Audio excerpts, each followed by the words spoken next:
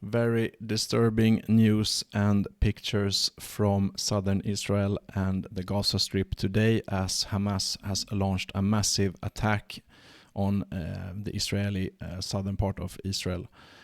That's what we're talking about today. My name is Max Villman, former fighter pilot in the Swedish Air Force, and let's go. And as I started with, very, very disturbing pictures from the Middle East today. As of today, 6:30, Hamas launched a massive attack, saying that they launched approximately 5,000 rockets into southern Israel, targeting Israeli cities and developments. They also made incursions on land and on sea into southern Israel and started shooting at civilians and Israel Defense Forces soldiers alike. We have seen pictures of civilians and soldiers being kidnapped, brought back to the Gaza Strip, and we can only imagine the horrors that await them. And Israel has, of course, started retaliating, bombing the Gaza Strip, which, of course, will kill very, very many, not just Hamas fighters, but also civilians, of course. So very, very disturbing. But let's look at what has happened so far. If you take a look at this picture, we can see a picture from a Hamas drone targeting a Israeli Merkava tank, main battle tank. So the Merkava tank is Israeli made. It's a quite special and unusual as a main battle tank because it also can have infantry soldiers on board. Can also elevate its firing cannon much higher than normal battle tanks main battle tanks can, because of Israel often fights in urban environments, of course. And if you take a look at the pictures here, we see a grenade being dropped on the tank, on the roof of the tank, and the reason why this is so effective is that tanks are optimized for fighting other tanks. So their thick armor is in the front, in the back, and on the top of the tank is usually the least thick armor. And also a very, very small grenade can actually, you see here, the fire in the tank has started. A very small grenade can penetrate even a main battle tank if it's striking from above. That's why also modern anti-tank missiles usually come in above the tank and fire their RSV down into the top of the tank. And furthermore, we have also seen pictures from Hamas boats trying to get into Israel.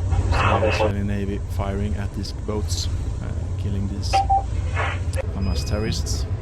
We must call them terrorists. This is on land, looks like some sort of ATV or tractor or something like that. Here's another boat. You see the automatic cannon firing. Yeah, so at sea. And if we also take a look at this picture, there also been incursions by air. This sort of paragliding things, paragliders flying over the fence, entire border area. Israel and the Gaza Strip is, of course, fenced and has walls and etc. And Hamas usually tries to go through the fences or digging out tunnels underneath, and multiple incursions of Hamas fighters, Hamas terrorists, shooting up cars, kidnapping civilians, and also killing Israeli Defense Forces have been seen. We have also seen pictures of Hamas Allahu Akbar walillahi alhamd military base in southern Israel. So this is the defeat for Israel. These are Merkava tanks. Green is the color of Islam. You see the Palestinian flag here. العافية يا شباب والله حتان الشباب حتان ما تخلوش ولا حاجة البوابات هذول شيلوهن شيل البوابة خذ السفون اللي في الحمام والجيزر هذا يسوي هنا هات شيل على الفيسبوك بلاد شيل الجيزر تعال الجيزر عندي خربان أنا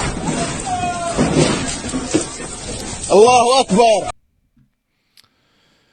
And if we take a look here, what makes this whole situation even more disturbing is, of course, that the foreign ministers of Saudi Arabia, Qatar, Iran, and Syria have claimed that Israel is entirely behind the escalation on the Gaza Strip and southern Israel. And of course, Israel has not been only the good guys in this conflict. It's spanned over many decades, with many dead on both sides, of course.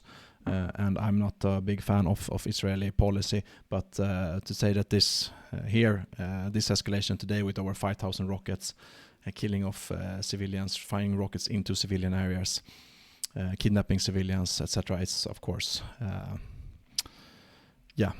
it's difficult to say that this is because of that Israel has escalated the things here. And what's furthermore disturbing is, of course, Iran and Syria are both on Russia's side, which we already know, but Saudi Arabia, Qatar are typical allies of the United States and of the West. And this, of course, destabilizes the entire region and plays into Russia's hands, of course. And we will see if this can furthermore destabilize the region if the Hezbollah fighters in southern Lebanon, they are very backed by Iran, if they also start to steer things up now, which of course can cause a big escalation and full-scale war between Israel and its neighbors, of course. This we have already seen. I also wanted to show you these rockets. What are they? How do they look? And these rockets are actually Chinese, Soviet, Russian, Iranian artillery rockets, usually fired from rocket artillery. But in this case, they are smuggled into the Gaza Strip, hidden, and then you build these kind of firing ramps and just fire them here, because you know the impulse that these rockets generate. You can calculate depending on where you're firing them from and the leverage you have here. You can calculate where it will hit, and the precision is obviously not that great, but since they are firing directly into civilian cities and just trying to hit and kill as many civilians as possible, the accuracy is good enough. And this has been going on for several years, these kinds of rocket firings. So it's not new, but the scale is new. And Israel has, of course, developed counters to this, and their current counter is the Iron Dome. The Iron Dome system is basically a ground-based air defense system optimized to shooting down these kinds of rockets. And these rockets are fired in a ballistic trajectory towards cities. And all around Israel you have these Iron Dome systems trying to shoot these rockets down. And basically they have all the time several radar units operating, trying to find these rockets as they are fired. Once they have detected the rockets, they automatically launch these Tamir interceptor missiles towards the rockets. They go straight up into the air, and then they target these rockets and try to intercept them mid-air, which is of course better than having them strike urban areas. But when, even if it was not as many as 5,000 rockets fired today, as Hamas claims, perhaps it was, they have probably managed to hit several parts of the urban areas because of the sheer amount of rockets fired. Of course, 5,000 rockets fired in short succession will overwhelm even this kind of very, very built-up ground-based air defense system. So if you fire enough rockets, you will be able to get some through. And this is the same tactic that Ukraine uses, for example, when they are striking the Crimean Peninsula. They're using several drones, missiles, etc. to make sure that something gets through. Some things will be intercepted, but some things will get through if you fire enough of them. So very, very disturbing pictures. I will not show you pictures of civilians getting shot or abducted, being kidnapped. If you're interested in that sort of thing, you can just log into Twitter and look at it. Very, very disturbing, of course, and very, very tragic. And Israel will, of course, have to retaliate and enforce. They have already said that they will declare war on Hamas.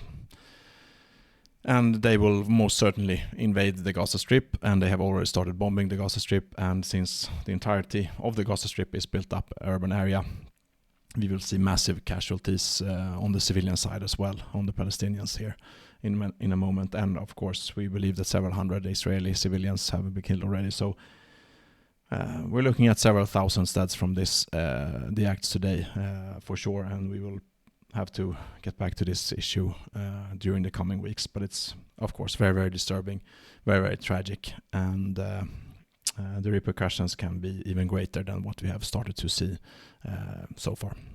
But I will end it here. Thank you for staying to the end, listening to me. So please give me a like on the video for the YouTube algorithms. Subscribe to the channel. You have my social media here if you want to follow me on Twitter or Instagram. I have a newsletter as well. This one is the Swedish newsletter, but the English one is linked below. And if you want to support me, I have just released some new ebooks. One is free, one is paid.